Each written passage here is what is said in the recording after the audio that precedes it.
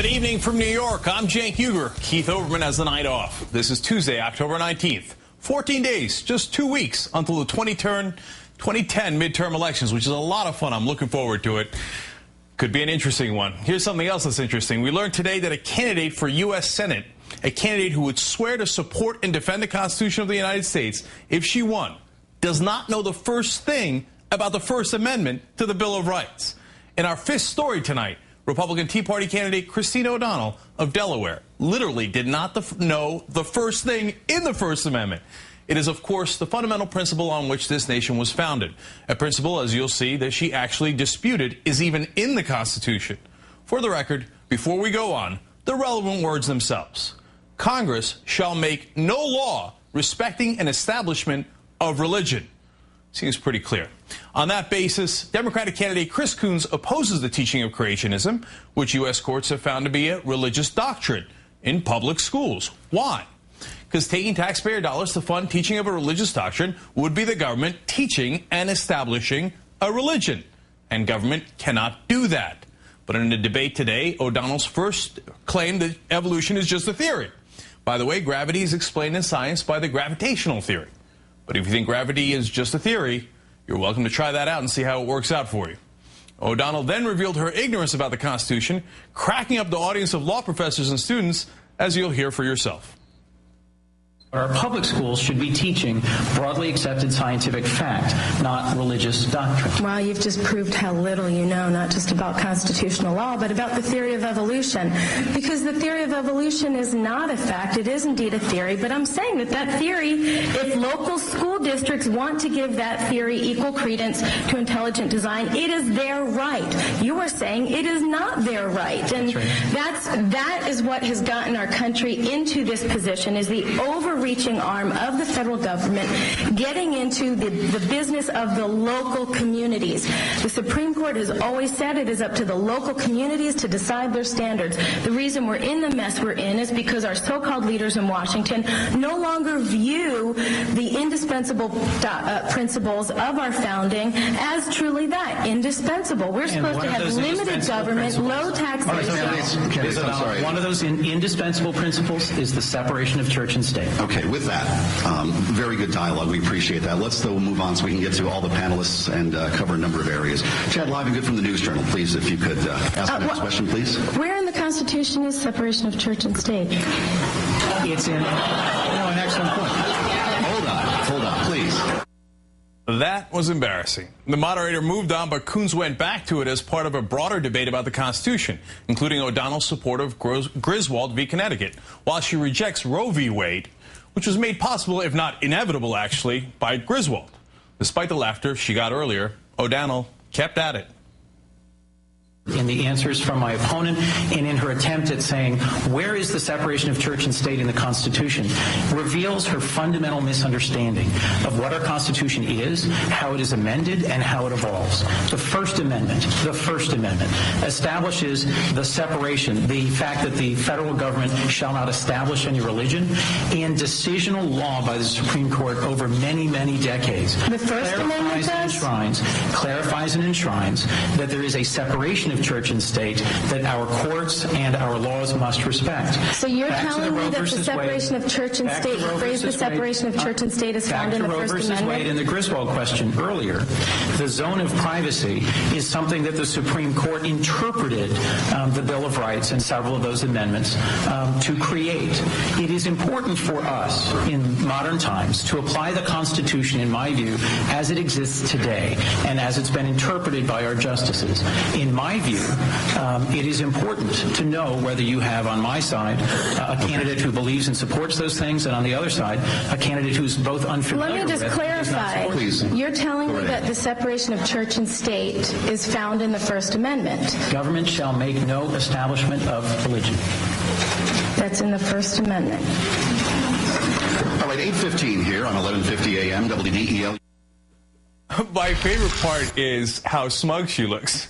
Which is awesome. All right, anyway, joining us tonight is Jamie Raskin, professor of constitutional law at American University, as well as state senator of Maryland. Thanks for your time tonight. My pleasure. Happy to be with you. Yeah, great to have you here. Chris Coons actually understated things, didn't he? The First Amendment does not prohibit Congress from establishing religion, does not merely separate church and state. It says Congress shall not even make any law respecting an establishment of religion. What's the difference there? Well, that's right. No part of a government can make any law respecting an establishment of religion, and also the First Amendment guarantees the free exercise of every individual to choose his or her own religion without the state imposing another religious choice upon them. So, I guess, the Republican candidate is right in this very narrow sense that the First Amendment doesn't explicitly say that there's a wall of separation between church and state. That was a phrase that Thomas Jefferson first used in his famous letter to the Danbury Baptists. But what the conservatives want to say basically is anything that the government does with respect to religion is okay as long as they don't literally establish a church. So that would mean it's okay to tax the taxpayers to give money to support particular religious denominations or religious activities or prayer in the schools, the kinds of things that they want to push. And so really they've been attacking Thomas Jefferson and James Madison and the founders of the Constitution, who really did believe in a radical separation of church and state. That was the whole meaning of the First Amendment and really the most revolutionary thing about the American Constitution. Yeah, what would Thomas Jefferson know about the Constitution anyway? And by the way, she went further. She said, establishment of, that we cannot establish religion in the First Amendment. Come on. So she got it completely and utterly wrong. But let's go further here to the core of this here. How revolutionary an idea was that at the time when the Founding Fathers said we shall not have a state religion? Well, I mean, look, the glory of the American Constitution, beyond the separation of powers, which had appeared before in other places, or due process, which had appeared before in other places, was the radical break from centuries of fusion of church and state in Europe. And this history of holy wars, the Catholics fighting the Protestants, the Crusades, the Inquisition, witchcraft trials, the rack and the screws and torture of people because of their religious views. The American Enlightenment revolutionaries wanted to break from that violent history of religious conflict which they were fleeing in Europe. And so wrote into the First Amendment these incredible principles that there will be no establishment of religion here, and every person would be guaranteed a liberty of conscience to make his or her own choices to worship how he or she pleases, or not at all, as many of the founders indeed chose not to do. Many of them were, described as heretics and deists and infidels, and Thomas Jefferson was, considered a radical and a Jacobin because of his skepticism towards organized religion. And in truth, the Constitution doesn't mention the word God. Article 6 says there shall be no religious test for public office, and our founders wanted to create a society that was safe for religion and for people to practice religion freely, but that meant no religion could come to dominate government and then oppress everybody else. Jamie, real quick, I mean, this is not a matter of dispute, is it? I mean, because every once in a while you'll see these conservatives say, oh, some of the Founding Fathers really believed in God, and hence we must be right. I mean, is this something that's disputed in legal circles, or is it something that's absolutely clear? These guys, the Founding Fathers, clearly said in the Constitution and meant that we shall not establish a religion and that there should be a separation of church and state.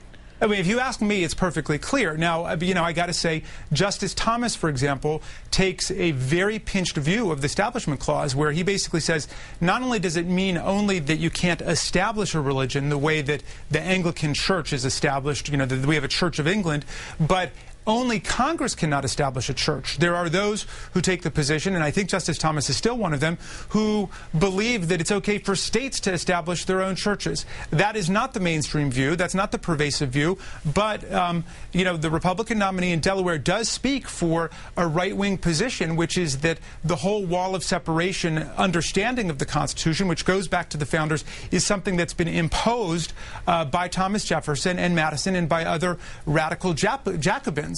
Right. So, they're basically still fighting a civil conflict that goes back to the beginning of the American Republic, and they're contesting what the values of the country are. But what's made us a great country, if you think about us versus the people that we're dealing with in the Islamic world, is that we don't believe in theocracy. We don't believe in an imposition of a religion where everybody's got to follow what the state is saying. At least we've brought some people together. Conservative right-wingers here maybe agree with the conservative government of Saudi Arabia. Well, there's some positive out of this. Jamie, well, there's a lot of theocracy on the march all around the world. Oh, unfortunately, there is. Jamie Raskin, professor of constitutional law at American University. Thank you so much for your time tonight. Pleasure's mine.